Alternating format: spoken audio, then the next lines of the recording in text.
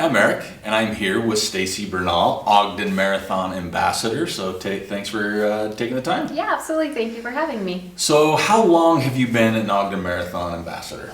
Okay, so we were just talking about trying to remember when I started the ambassadorship title, and it was either 2016 or 2017. Okay, so somewhere in five-ish there. years. Yeah. 5-ish years. So Yeah. what made you want to become an Ogden Marathon Ambassador? I love the Ogden Marathon. Like, literally, it changed my life.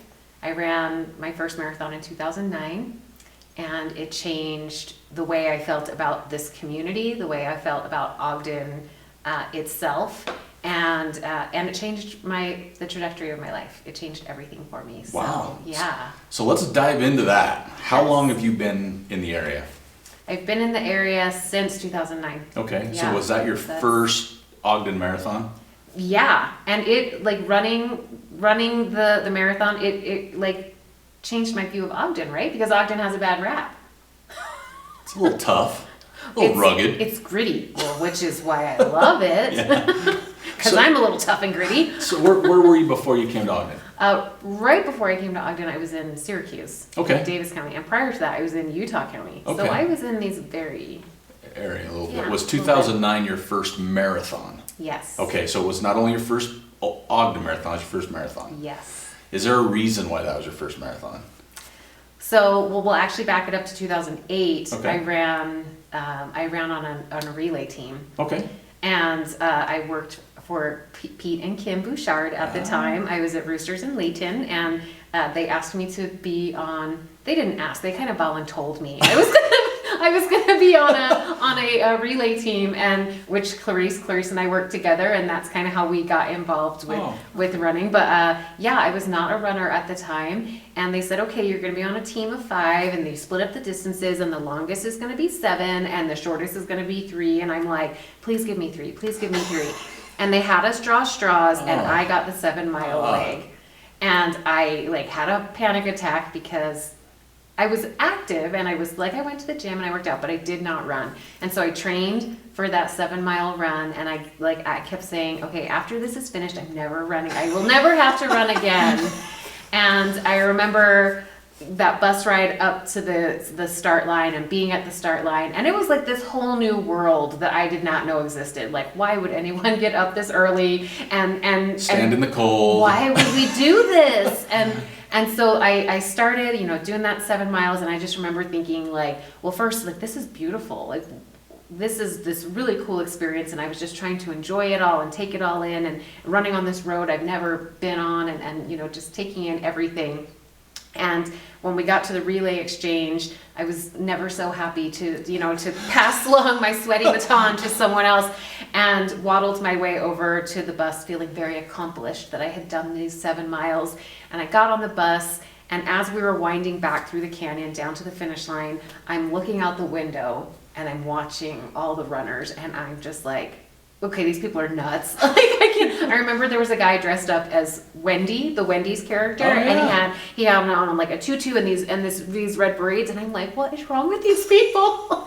And we get dropped off at the finish line, and we're there cheering in our teammates, and I'm watching these marathoners, and it was just magic, pure magic, watching these people. And I said, oh my gosh, I think I want to do this. I think that I want to, what those people are feeling right now as I'm watching them cross that finish line, I want to feel that for myself.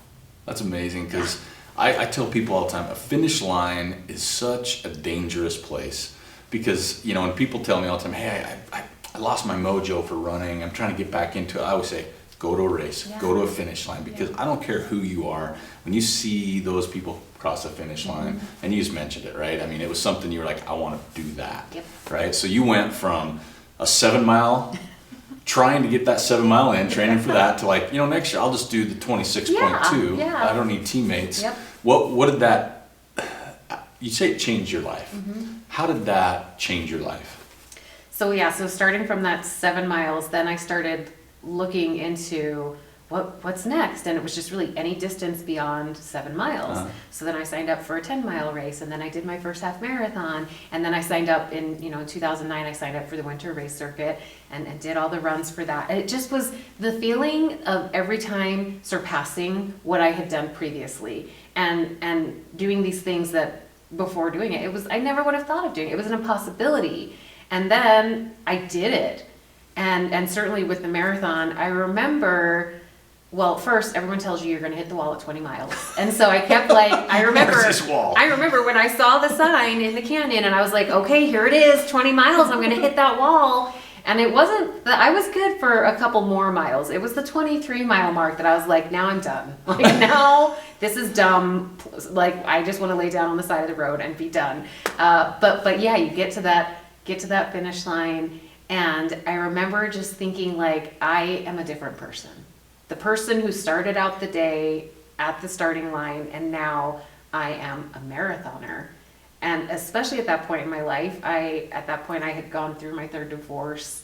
I was raising my son as a single mom, and he had just gotten diagnosed with autism, and just kind of everything else that was going on along with my life. There wasn't a lot about myself that I was proud of, and being a marathoner gave me something to be proud of. Well, I would have, yeah, absolutely. Yeah.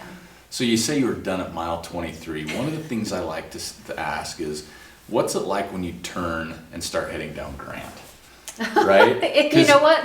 It's like you're so close, but it's also like I'm never getting there. I was crying because I knew that the finish line was coming, but I couldn't actually see the arch. It still was a couple blocks before I could see the finish line. And I just kept thinking it felt like no matter how much closer I was getting, that it kept moving farther back. But then when I think it was right at 24th, and there's a lot of spectators coming into the end, but certainly when there's the big crowd right at the end, and then you're hearing your name, there's people there cheering for you, and Shane's doing his thing and calling in the names, and it just was amazing.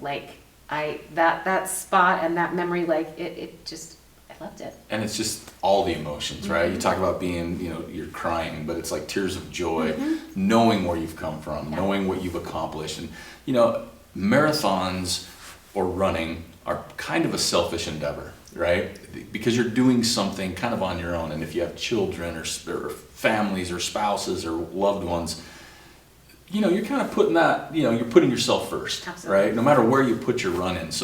But when you cross a finish line, it almost feels like you've done that for them, right? It's like all this time of training and being away, we've done this together, right? For the support and different things. So that's, for me, when you see the finish line and the people, like I said, cheering your name. Some people probably didn't know who you were. They'd heard someone else say, Stacy, and oh, Stacy, and you feel like a superstar, right? No matter if you're dragging, bleeding, sweating, crying, whatever it is. So how many times have you run the marathon in Ogden?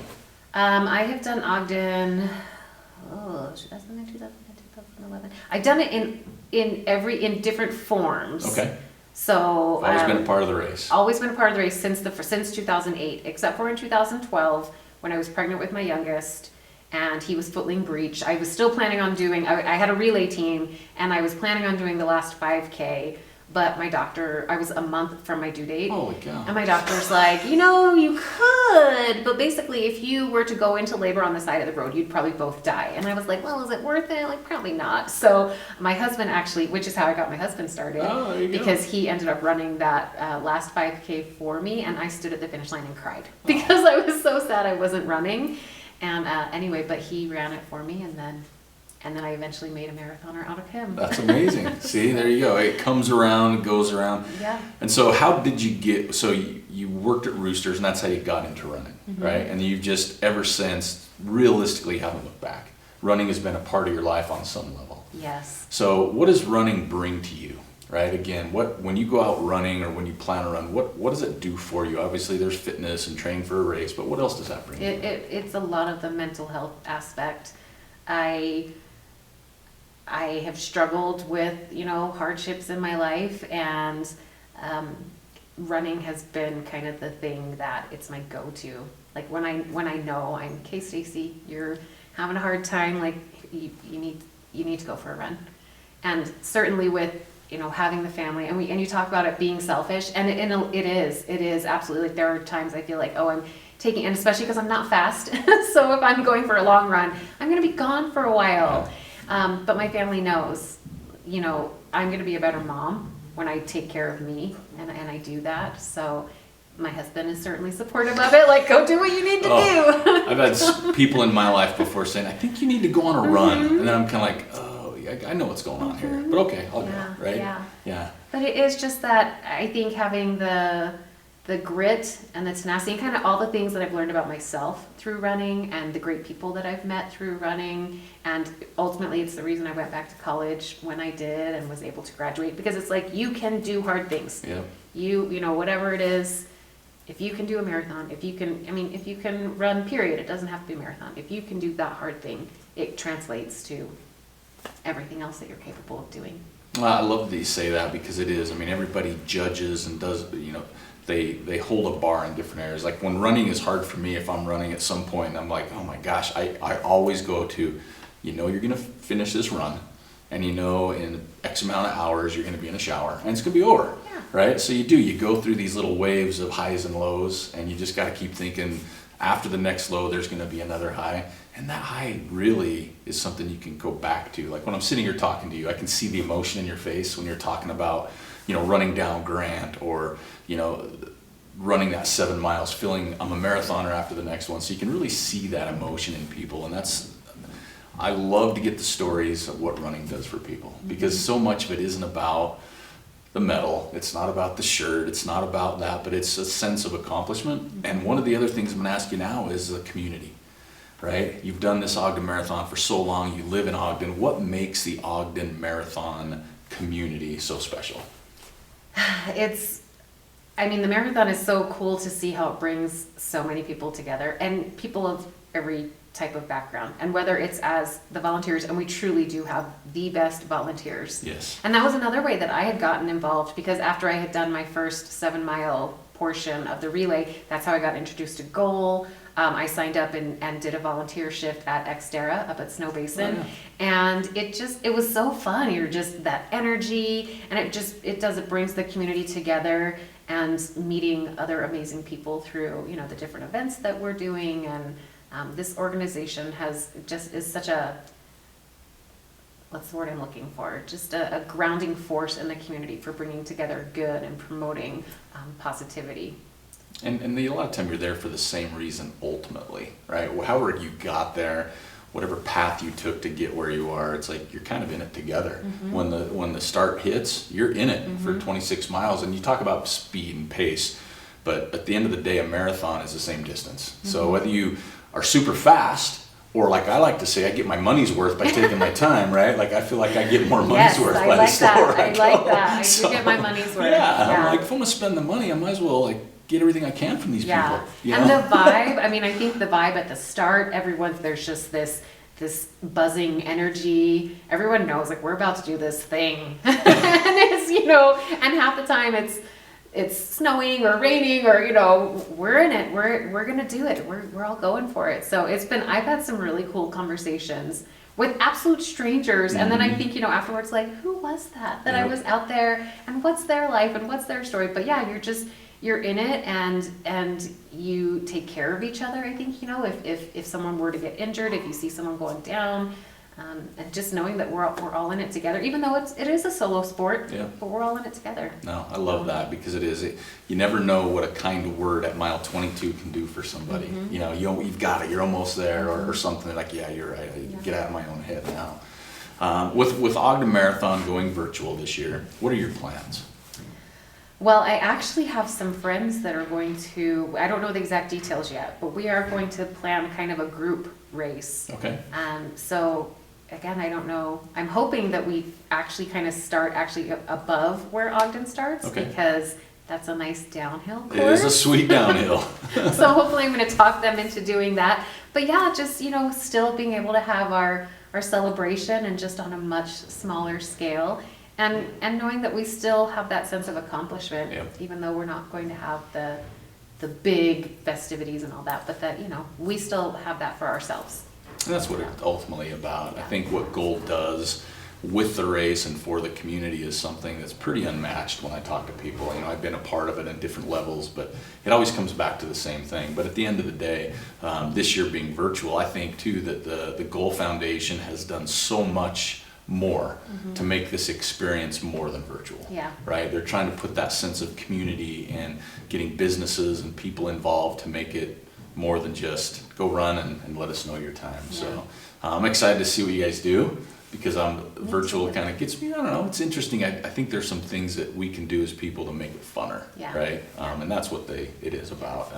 The training is the work and the race is the celebration. Yeah. So that's what it's got to be. And I appreciate that Goal, you know, they have our best interests at heart. All the runners and the community, and that's why they made the decision that they made, which I think was the right decision.